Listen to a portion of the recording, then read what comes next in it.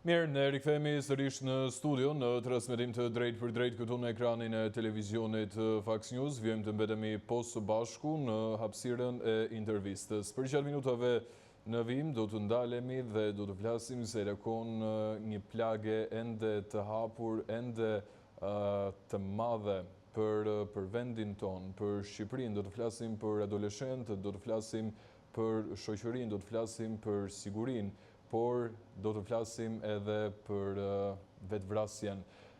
Kjo hapësirë në fakt është iniciuar nga disa ngjarje tepër të dhimbshme të regjistruara gjatë ditëve të fundit, statistika të tmerrshme për hir të së vërtetës, 2 20-vjeçar nga Pogradeci dhe Korça, si dhe një 38 vjeçar nga Maliqi i kanë dhënë fund jetës përmes vetvrasjes. Të gjitha këto ngjarje janë regjistruar brenda 3 ditëve. Ndërkohë, një tjetër i ri ka vrarë veten duke u vetëhedhur nga kati i 12 i godinës në qytetin Studenti. Por çfarë po e shkakton të gjithë këtë situatë të pakëndshme, të gjithë këtë situatë të rëndë dhe kaq tragjike për shoqërinë shqiptare, për adoleshentët, për fëmijët të cilët janë duke u rritur në shoqërinë e sotme. Këto e shumë të tjera do të kemi mundësi të diskutojmë me ekspertin e sigurisë zotin Fation Softa, i cili më bashkohet në një komunikim të drejt për drejt. Zoti Softa,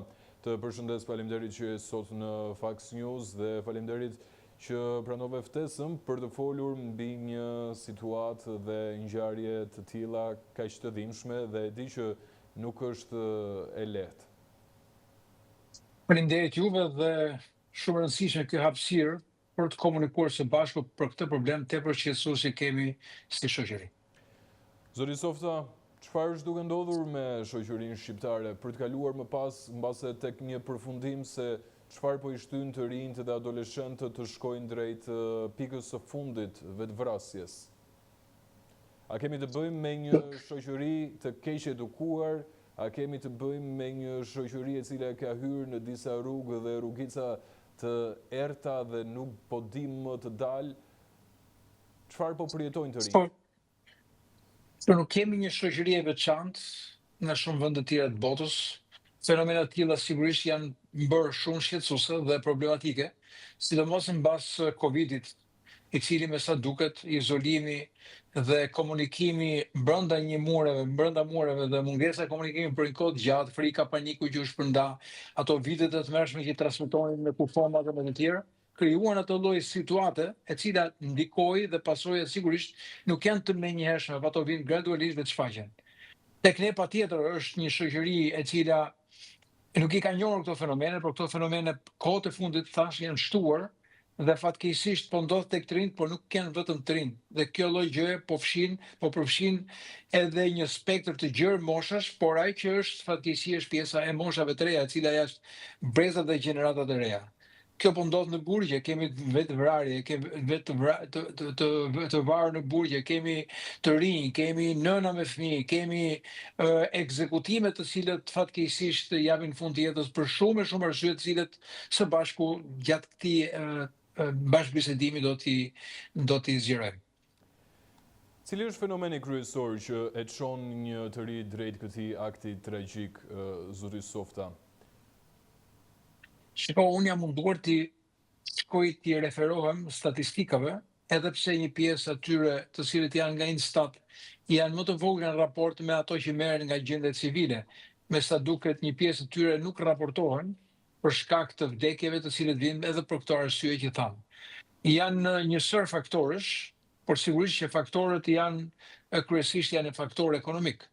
Pastaj janë problematikat që themi kanë familjet shqiptare. Familjes shqiptare janë shembur vlera, shoqërisë janë shembur vlerat. Vlerat nganjëherë shpeshherë promovohen antivlerat, promovohen si vlera. Dhe është mungesa kur për shembull një pjesë atyre të cilët i ka ndodhur vetvrasja apo vrasjet kanë qenë tek familje, një pjesë e tyre janë tek familjet e divorcuara, ata që kanë probleme në anën ekonomike.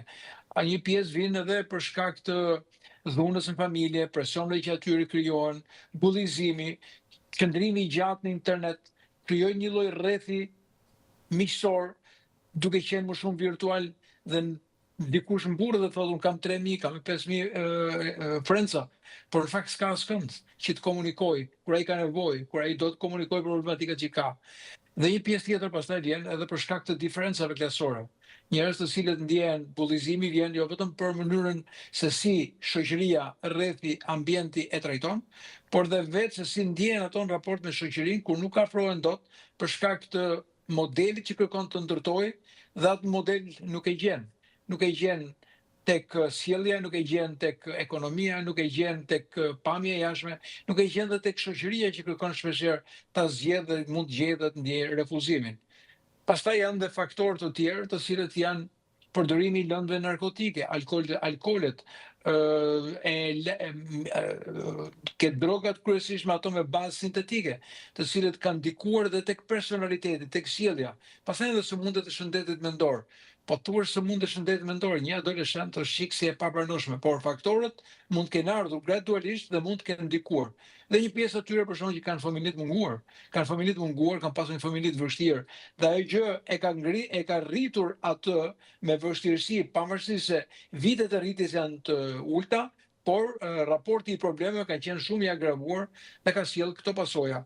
Ndodh më shumë tek zonat rurale, tek zonat e larguara, siç ishte rasti që ju e përmendët, dhe kjo nuk mungon edhe zonat urbane ku diferenca të tilla sigurisht me këto lëvizje demografike të banorëve kanë krijuar këto problematika, ose largimet, ku shpeshherë kryefamiljari largohet për arsye ekonomike, fëmijët i lënë të pa kontrolli jo i plot ndaj fëmijëve, e gjitha këto janë faktorë që kanë ndikuar.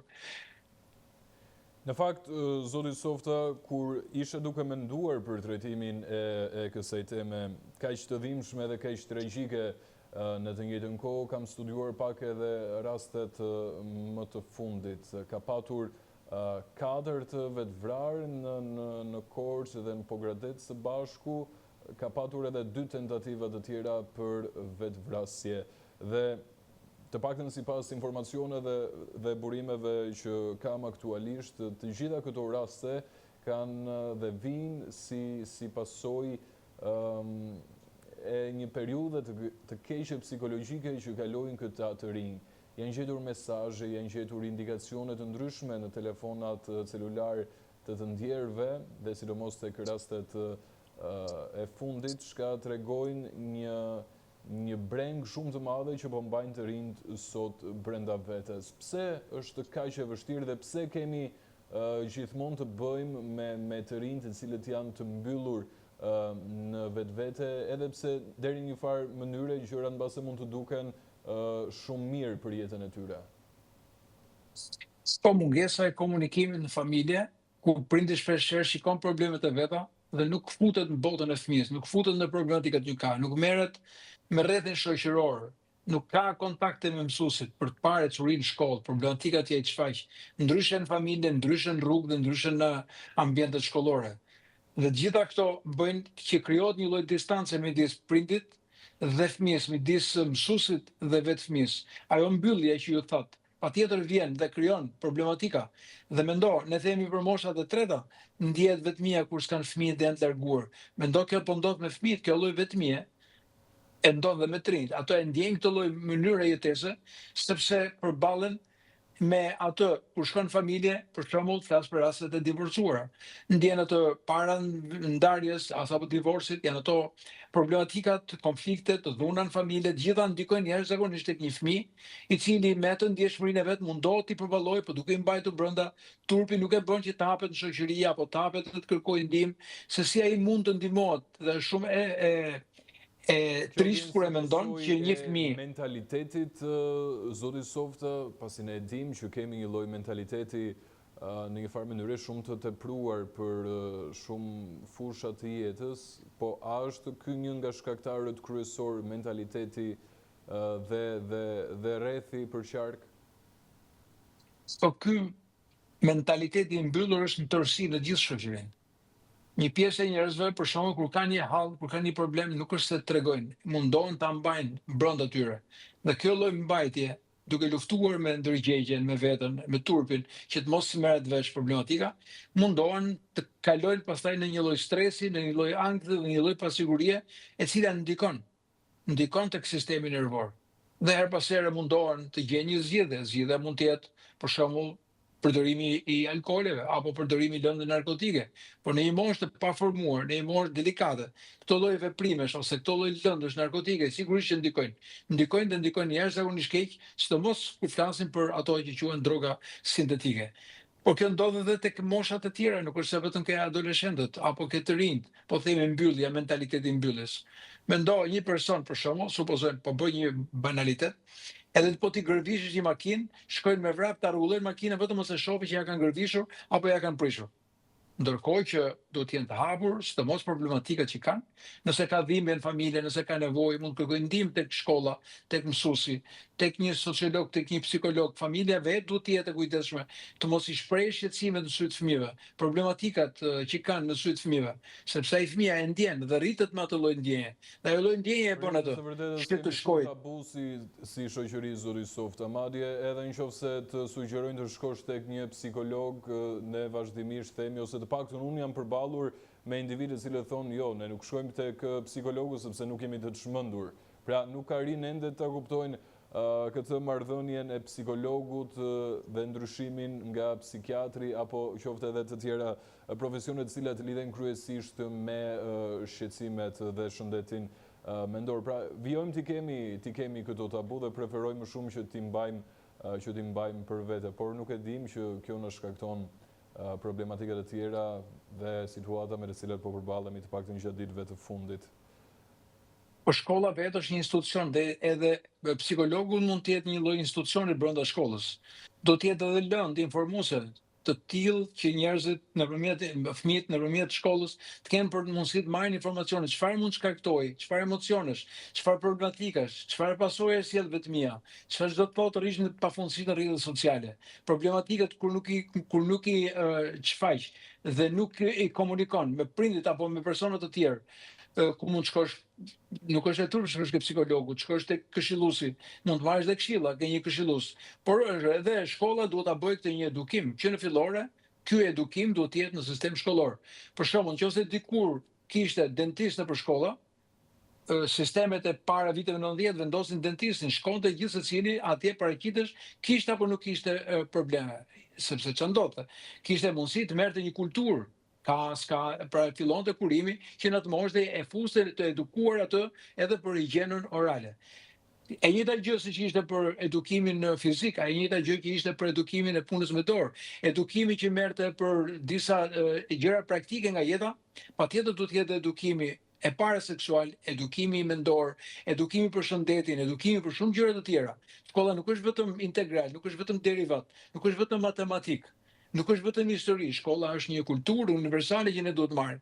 Dhe pra që kosa nuk e japim këtë patjetër, ne po dëmtojmë padashje brezat, gjeneratat. Jam shumë dakord me ju, zoti Softa, për rolin e institucioneve arsimore dhe konkretisht të shkollës, por ne kemi qenë këtu së bashku, kemi diskutuar një sër ngjarjesh akoma dhe më të dhimbshme, akoma dhe më makabre, të vrasjes të rinjve në ambientet e institucioneve arsimore të ndryshme dhe dalim në një përfundim që në një farë mënyre edhe shkollat apo këto institucione apo qoftë edhe individet, por të mos ja vendosur në përgjegjësi fajin institucionit, por individet të cilët ndodhen dhe kanë përgjegjësi për fëmijët në këto institucione ndonjëherë devijojnë dhe bëhen në një farë mënyre bashkëfajtor.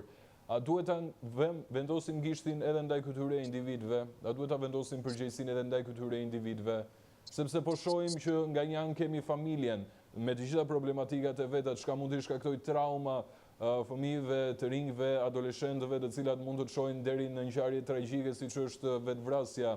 Kemi rrethin shoqëror në të cilin nuk po dim se me çfarë po qëndrojnë fëmijët e familjeve shqiptare, me vrasës, me kriminal, me drogaxhinj apo me gjithçka tjetër. Nga ana tjetër kemi institucionet arsimore në të cilën mbase nuk ka asnjë lloj kontrolli të mundshëm, kemi fëmijë, kemi adoleshentët cilët mbajnë armë të ftohta me vete në çantat e tyre, në bankat e shkollës, armë të ftohta, thika, pistoleta dhe gjithçka tjetër. Madje ju i dini edhe më mirë se përballeni edhe me raste të veçanta se të gjithë këtij fenomeni. Ku do ta vendosim gishtin, ku do ta kërkojmë të drejtën, zoti Softa, se këtu qëndron e gjithë fabula dhe në një farë mënyre e gjithë rëndësia e kësaj hapësire përpos ndërgjegjësimit të këtyre të rinjve? Të gjitha këto që quhen institucione, familja, shkolla, dhe institucione të tjera të ligjit, patjetër duhet të jenë bashkë në mënyrën e edukimit të një breze dhe një shoqërie, ku gjithë secili ka rolin e tij. Ne për shembull patëm një kohë gjatë, nuk e di suksesin apo mos suksesin, policimi në komunitet, policimi në shkolla, do të thotë komunikimi me ta, kultura që mund të jepnin. Her pas here shumë prindër më telefonojnë ose më shkruajnë inbox për shkak të daleve, sidomos me që unë kam folur gjithmonë një pjesë jo pak të daleve të mia dhe prononcimet mia për sigurinë në shkolla. Dhe her pas here më marrin mendime ose jam në gjendje të jap dhe mendime. Për shembull, shkolla është shumë e rëndësishme. I bëja pyetje një prindi, a ka mësuar fëmia jot të në një rast të vetëm gjatë gjithë ciklit shkollor derisa ka mbaruar gjimnazin, një rast të vetëm për shembull të ketë bërë çfarë veprime bën fëmia në rastet e një fatkeqësie natyrore. Çfarë veprime bën fëmia në rastet e një situate që quhet zjarr. Fatkeqësi natyrore, zjarr, veprimet që duhet bëj. Pra veprime praktike për ta bërë këtë njëri praktik, në moment që ka ndodhur një ngjarje. Jo fare, nuk i bën. Dhe unë kur ju thatë çfarë është dhe kush duhet ta bëj, fillon te drejtori i shkollës. Drejtori i shkollës duhet të zgjidhet personi i cili është një menaxher, mund të mos jetë mësues i mirë, po duhet të jetë një menaxher i mirë. Dhe ai është shumë i rëndësishëm. Pastaj vjen drejtoria arsimore, ata kanë përgjegjësitë nga pikpamja e organizimit, nga pikpamja e sistemit të lëndëve e tjerë, por ai që është menaxheri i problematikave që nga ardhja, dalja, rreshtimi, siguria, kultura, mënyra se si duhet vishën mësuesit, dhe ai është një edukim. Mënyra se si duhet jenë të veshur nxënësit, dhe ai është një edukim. Mënyra se si mund të largohen celularët, sepse duhet përqendrohesh ke mësimi, dhe mësimi të jetë më atraktiv, fëmijët ketë kënaqësinë, shkojnë në sistemin arsimor, mos ketë bezdisjen, shkon atje dhe largohet. Prindi nuk e di që nuk shkon në shkollë. Dhe nuk e di se çfarë ndodh gjatë këtij orari. Mësuesi këtë boshllok të mosardhjes nuk komunikon me prindrin. Nuk e di se si funksionon, po unë di vetëm në Itali, nëse do të largohesh nga mësimi, nuk vjen dot pa marrë një letër nga prindi, që po ka dieni për mungesën tënde të një orë, 2 orë apo për çfarë. Sepse ky është mënyra e komunikimit që të mos dihet ai boshllloku i largimit të fëmijës nga shkolla. Pastaj janë komunikimet ku ne themi, nëse ti nuk je një prind, nuk mjafton të jesh mësues, do të jesh një prind i mirë që të jesh një mësues i mirë, sepse këtë edukim do e bësh si për fëmijën tënd. Dhe edukimi i brezave fillon nëpërmjet sistemit arsimor. Patjetër edhe ke shkolla, por ke shkolla duhet të jetë komunikimi me prindit për të ditë çfarë po bën fëmia, me sa po merret, çfarë problematikash ka. Pse sillet ndryshe, çfarë gjatë shkollës, është i papërqendruar, nuk është i qetë, ka probleme. Ky lloj komunikimi prap mungon. Pastaj vim tek edukimi që tham për sa i përket për elemente sigurisë. Nëse ne sigurinë në shkolla do ta mendojmë siç kemi thënë dhe në një farë mënyrë ka një progres nga puna e bërë e policisë që u morën me perimetrin e jashtëm, me perimetrin e brendshëm, por edukimi vjen edhe elemente sigurisë vjen edhe nëpërmjet kontrolleve. Kontrolli do të thotë kontroll për metal. Për shembull, sa çmenduri ka në shumë vende të botës kur kanë hyrë nëpër shkolla dhe kanë përdorur armë. Kanë përdorur armë. Njerëz vërtet mund të kenë konflikte me kaçavida, po nëse shkojnë tek armë, çfarë do të ndodhi? A ka shembuj, ka Shtetet Bashkuara, kemi pasur vende më afër, ka qenë Çekia, ka qenë Serbia, vende të cilët kanë pas problematika. Prandaj ne duhet t'i ruajmë fëmijët dhe prandaj ne duhet të rrisim elemente sigurisë, duke menduar qoftë edhe raste ekstreme kur njerëz të ndryshëm mund të jenë të çmendur dhe mund të bëjnë veprime të kësaj natyre. Në rasti i fundit, Pastaj vim tek se 3 ditë më parë kam përshtypjen mos gabojmë në Austri, zoti Softa. Pikërisht pra, shikoni këto raste po përsëriten. Mos presim të ndodh. Mirë është gjërat i parandalojmë. Dhe ky parandalim vjen sigurisht duke ndërtuar një institucion të sigurisë. Institucioni i sigurisë nuk është muri, as çelësi që i mbyllim dhe mbajmë derën, as ai roja e derë, as ai oficeri i sigurisë që është kthyer në një person që mban statistika. Po është kompleksiteti i gjithë këtyre gjërave që ne do të bëjmë. Unë kam trajtuar shpeshherë elemente të sigurisë dhe fillon që ke transporti publik. Për shembull, të jenë autobusa me ngjyrë të verdhë, skuela bas, të kenë stacionet e qëndrimit, kështu fillon edukimi pra. Stacionet e qëndrimit në qytet, mënyra kur qëndron afër shkollës. Tani po del një tjetër me një VKM për policia në komunitet. Për policia vullnetare. Po çfarë do të bëjë policia vullnetare? Ne nuk kemi konsumuar të paktën të gjitha ato investime që kemi bërë në gjithë këto vite. Nuk është se kanë munguar investimet e qeverisjes lidhur me sistemin arsimor apo me elemente sigurisë, por shumë rëndësishme burimet njerëzore, ata ti që i vën, nëse ti do të vendosh militant dhe mendon që ky personi po ta bëjmë drejtor shkolle, ky do të hapi më shumë vota se ka mësuesit, ka prindërit, atëherë nuk e kemi ndërtuar, por e kemi shkatruar gjithë të punë të mirë që kemi bërë. Ai do të jetë një njeri i cili duhet zgjidhet. Ndron më shumë kjo e fundit që theksuat zoti Softa. Po kjo është fatkeqësi, pra ne kemi parë drejtor shkolle, nuk po e përgjithsoj, po drejtor shkolle siç ka qenë në rast në Durrës, ku ishte, mos gaboj për qytetin, që u kap dhe mbante armë banesë. U merrte me lëndë narkotike. Po. Pra, ose mësues apo roje shkolle që ngacmojnë vajzat, ose bëjnë përdhunime. Pra, ne po flasim për njerëz që të kenë një integritet. Sistemi do të ketë një certifikat sigurie, ai polici vullnetar, do të ketë certifikat sigurie drejtori i shkollës, sepse është drejtuesi kryesor, ai është babai i shkollës. Ai është personi i cili do të di ta mbaj stafin akademik, disiplinën në shkollë, problemet që mësimi të jetë atraktiv, të jetë interesant, të mos jetë një mësim akademik që shkon aty në tabelë, dërve ne donin ta shkëputim arsimin e çum tek iPad-ut. A mund të bësh mësim iPad? Po jo, do të jenë praktike, do të preki shkumsin, do të preki tabelën, do të preki bankën, do të ndjej komunikimin njerëzor. Nuk mund ta robotizojmë sistemin arsimor.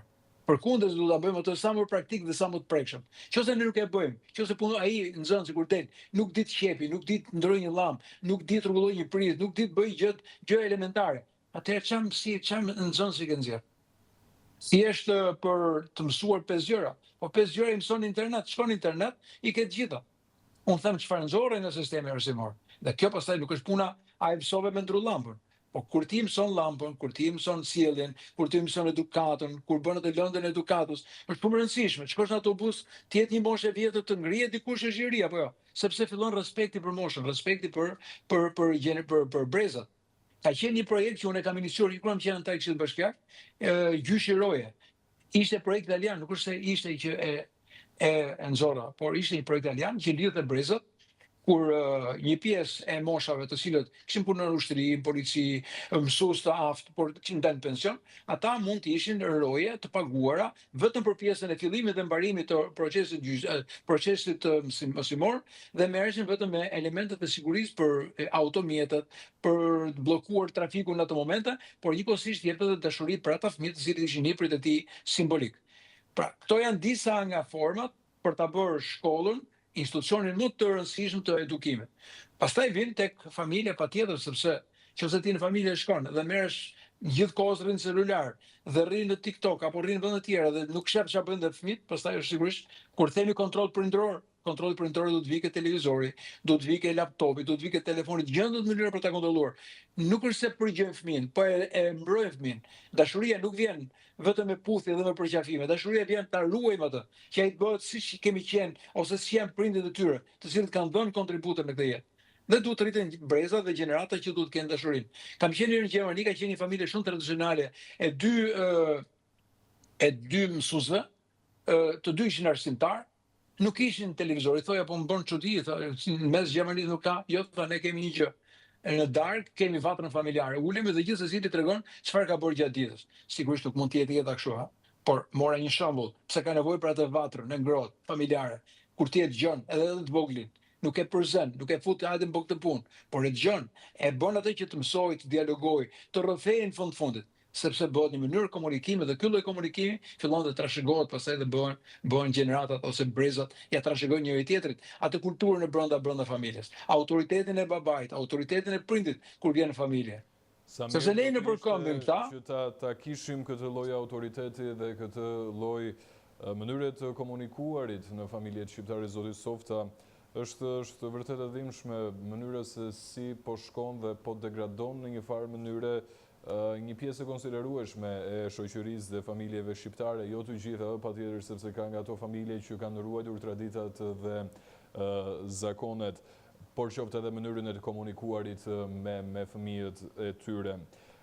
Zoti Softa, në minutat e fundit dua të diskutojmë shkurtimisht, të marr komentin dhe opinionin tënd se rekon një ngjarje të ndodhur vetëm pak muaj më parë. Martin Sani, i vrarë kjo për shkak të një goditje me thik në zemër. Është publikuar video së fundmi, zoti Softa, kam përshtypjen ju e keni parë atë video, e cila u publikua dhe u shpërnda në një mënyrë të frikshme në rrjet. Ka patur një debat shumë të madh ndërmjet shoqërisë, familjes, por edhe autoriteteve gjatë asaj periudhe, për shkak se nuk donin që të publikohej materiali, për shkak se pjesa e atij materiali ishin të miturit e të tjera, por sot përballemi me këtë video që në një farë mënyre e hap sërish plagën e atij momenti të dhimbshëm për familjen, për shkollën, për institucionet, por edhe për shoqërinë shqiptare. A duhet publikuar ajo video, zoti Softa? Unë mendoj që jo, sepse e para ajo video i është vënë në dispozicion familjarëve në me të avokatit tyre për ta parë, dhe me sa di është bërë ai gjyq ose ato seanca janë bërë me dyrë të mbyllura. Për shkak të ndjeshmërisë aq më tepër të një personi që është një plagë e madhe për çdo që ka një fëmijë të asaj moshe që mund t'i ndodhi larg qoftë ajo lloj fatkeqësie. Por publikimi i saj sigurisht që pa autorizim nga gjykata nuk mund të publikohet, sepse shpërndarja e fotove dhe e videove të cilët janë pa autorizim, kur ato janë ndaluar për të publikuar, përbën vepër penale. Pastaj sigurisht kjo nuk mund të kalojë pa u vlerësuar, do të ketë një vlerësim me siguri nëse është apo jo e tillë, kush e shpërndau dhe si është shpërndar dhe në mënyrën se si kjo video po bëhet virale. Kodi penal e përcakton atë në rastet kur kemi shkelje të atij neni, ku shkon nga gjob, mos gaboj deri në 2 vjet e qelërie. Por nuk është kjo, po themi, do dënohet apo s'do dënohet për bën vepër penale apo nuk për bën vepër penale, por duhet të jemi të kujdesshëm sepse ngjarje të tilla janë të trishta, ndikojnë tek adoleshentët asaj moshe të cilët shkojnë dhe shikojnë shokun të cilin janë rritur, shokun të cilët kanë përjetuar, ata njerëz janë përreth asaj shkolle, të gjithë të tjerët që janë fëmijë dhe përjetojnë një lloj video e cila përveç dhimbjes mund të nxjisë edhe dhunën dhe mënyrën se si ata mund ta bëjnë të njëjtën gjë. Se shpeshherë ka imitime, ka edhe modele të gabuara që i marrin në rrjetet rrjeteve sociale, por aq më tepër kur kujdesur më shumë për klikimet dhe famën sesa për sensitivitetin e këtyre ngjarjeve. Fatkeqësisht ka një jetë rutinë ku një pjesë qoftë atyre që janë virtual shkojnë më shumë tek sin, shkojnë tek like dhe tek story 24 orësha. Më shumë shkojnë ke këta treja dhe maten mbi këtë bazë. Ose shpeshherë kam parë para të ditësh një video, edhe ajo ishte virale, të një vajze që po thynte qafën, kishte dalë nga dritarja e makinës dhe po rrezikonte jetën e saj vetëm e vetëm që ta kishte këtë mundësi ta postonte në TikTok për të marrë like. Pra njerëzit po hypin tek makinat, po bëjnë ato forma të ndryshme që makina ecje vetëm për të marrë klikime. Mendo tani se sa e rënd dhe se sa e vështirë bëhet që vetëm klikimi i jep më shumë jetë, se sa i jep jetë, po themi, kujdesi, edukimi, format që edhe nëse dikush gabon ka ta këshilloj. Jo, ne matemi me klikime, nuk matemi me vlera. Vlera është kthyer vetëm klikimi, por klikimet nganjëherë disa i bëjnë për para, po disa i bëjnë vetëm për famë, nuk është se i bëjnë për para. E fundit për ta mbyllur zoti Softa? E fundit se kjo është një temë e cila kërkon një trajtim veçantë, dhe ky trajtim veçantë patjetër rol veçantë ka dhe media. Është shumë e rëndësishme që media të mos jetë vetëm kronika e zezë dhe ngjarjet dhe problematikat, po të ketë dhe emisione edukative ku pjesë e këtyre tavolinave pse jo të mos lironi sipas mendimit tim edhe me fëmijët. Për të parë botën e tyre, çfarë ata mendojnë, është diçka shumë e bukur. Për shembull, unë do të dëshiroja ta kisha një herë dhe shpresoj në një emision që mendoj se mund të bëj, të kishte një ditë një vend ku të mblidheshin fëmijët e policëve të vrarë. Problematikat, si ndjehen ata, si ndjehen në shoqëri, si ndjehen ata në familje. Por dhe njerëz të ndryshëm që kanë probleme.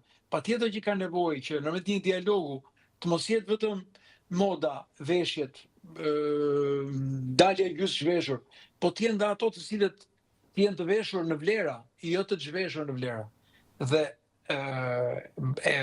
edukimi i brezit të ri është një mision. Dhe këtë mision ne nuk duhet ta humbasim sot, sepse nesër është vonë. Faleminderit shumë që ishe sot në Fax News, si gjithmonë është kënaqësi.